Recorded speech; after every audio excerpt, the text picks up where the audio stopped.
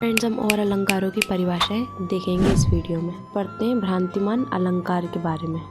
भ्रांतिमान अलंकार, जहां प्रस्तुत वस्तु को देखकर किसी विशेष समानता के कारण किसी दूसरी वस्तु का भ्रम हो जाए, वहां भ्रांतिमान अलंकार होता है। इसका मतलब ये है कि कोई भी वस्तु है, उसे देखकर किसी विशेष समानता के कारण हमें दूसरी वस्तु का भ्रम हो जाए, वहाँ भ्रांतिमान अलंकार होता है। ये मान लो कि कोई ज़मीन पर रस्सी पड़ी है। अब कभी कभी ऐसा होता है ना, अपन उस रस्सी को देखकर ऐसा लगने लगता है सांप है। आप एकदम उसे अचानक से देखोगे तो आपको भ्रम हो जाएगा कि अरे ज़मीन पे सांप पड़ा, तो आप एकदम से डर जाते हो। तो वही ऐसा भ्रम हो जाता है, पर वो चीज़ रहती नहीं है। तो वहाँ क्या रहता है, भ्रांतिमान अलंकार होता है।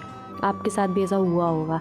अब इसका उदाहरण देखते हैं। जान श्याम घनश्याम को नाच उठे वन मोर। यहाँ पे जो है भगवान श्याम को देखकर जो है मोर को ऐसा लगता है कि वे बादल हैं और उन्हें देखकर वो नाचने लगते हैं। ऐसा जो है मोर को भ्रम हो जाता है। तो यहाँ पे क्या है, भ्रांतिमान अलंकार है।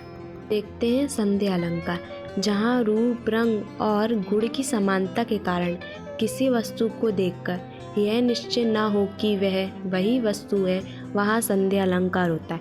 इसमें अंत तक जो है संचय बना रहता है। इसका मतलब ये है कि मान लो कोई भी वस्तु है, या तो उसके रूप रंग के कारण या तो उसके कोई गुण के कारण हम ये निश्चय यानी कि हम ये तय ना कर पाएँ कि वह वही वस्तु है, वहाँ क्या होता है, संध्या अलंकार होता है। अब कोई भी वस्तु है, उसको देखकर ये पता ही नहीं कर पा रहे कि ये वही वस्तु है कि नहीं है, तो वहाँ पे क्या होता है, संध्या अलंकार होता है। इसमें अंत तक जो है संचय बना रहता है, यानी इसमें अंत तक जो है आपको तय ही नहीं कर पाते आपकी वही वस्तु है कि नहीं है, तो इसमें जो है डाउट बना ही रहता है।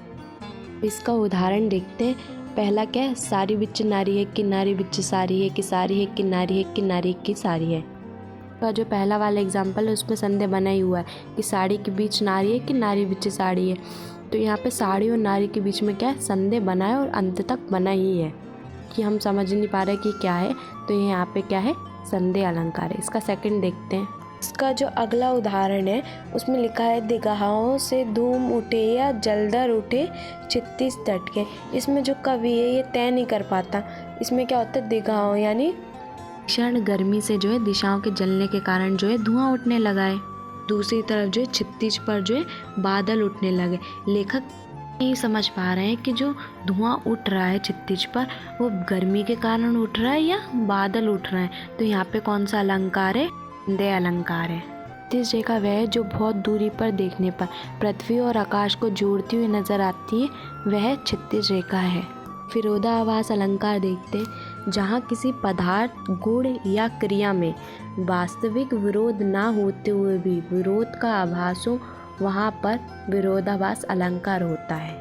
का मतलब ये है कि कोई भी पदार्थ है, उसकी गुण या क्रिया में वास्तविक विरोध यानी विरोध नहीं है, फिर भी हमें विरोध का एहसास, आभास में एहसास हो, वहाँ पर क्या हो, विरोधाभास अलंकार होता है।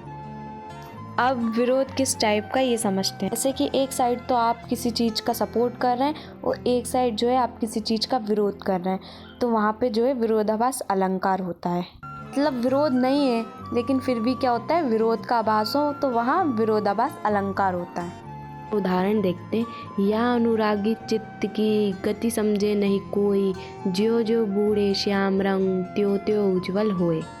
तो जो है अनुरागी हृदय मतलब भावपूर्ण जो हृदय हमारा, उसकी गति यानी उसकी जो वास्तविक गति है उसको कोई भी नहीं समझ सकता।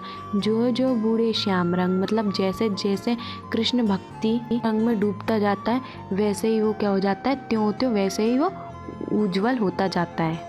तरफ तो ये कह रहा है जो हमारे मन की गति उसे कोई समझ ही नहीं सकता।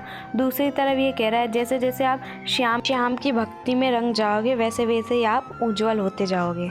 साइड विरोध ना होते हुए भी विरोध का आभास हो रहा है। नीर भरी अखियां रहे तऊ न प्यास बुझाए। एक तरफ ये कह रहा है कि नीर से भरी अखियां, और दूसरी तरफ ये कह रहा है कि वे प्यास भी नहीं बुझा सकती।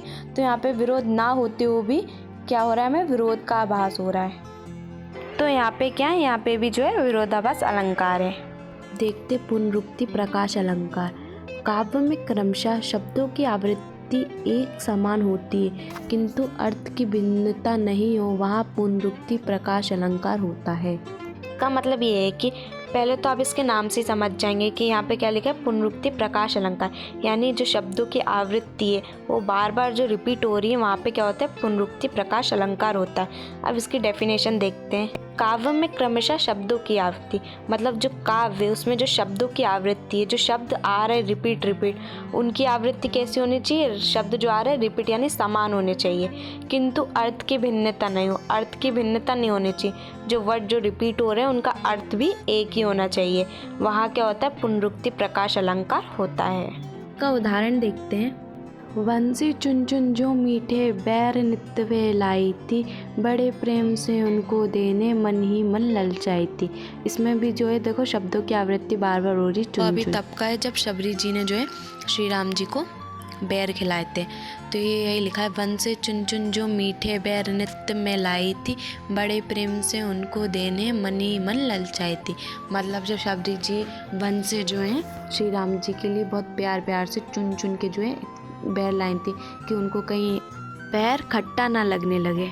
ये बता रही हैं बड़े प्यार से राम जी के लिए बैर लाई थी। जो है शब्दों की आवृत्ति 2 बार हुई चुन चुन, तो यानी शब्दों की आवृत्ति यानी बार बार होना, तो वहाँ कौन सा अलंकार होता है, पुनरुक्ति अलंकार। इसके शब्दों की आवृत्ति सेम है, चुन चुन आवृत्ति क्या है सेम है, लेकिन अर्थ भी क्या है इसका सेम है। चुन चुन यानी छाट छाट कर लाइन थी, आवृत्ति भी समान है और अर्थ की भिन्नता भी नहीं है, मतलब अर्थ भी एक ही, तो वहाँ कौन सा अलंकार है, पुनरुक्ति प्रकाश अलंकार है। टॉपिक से जो एमपी बोर्ड 2022 में जो है 2 नंबर का क्वेश्चन आया था कि विरोधाभास अलंकार की परिभाषा लिखिए कारण सहित। मिलते हैं नेक्स्ट वीडियो में। Thanks for watching.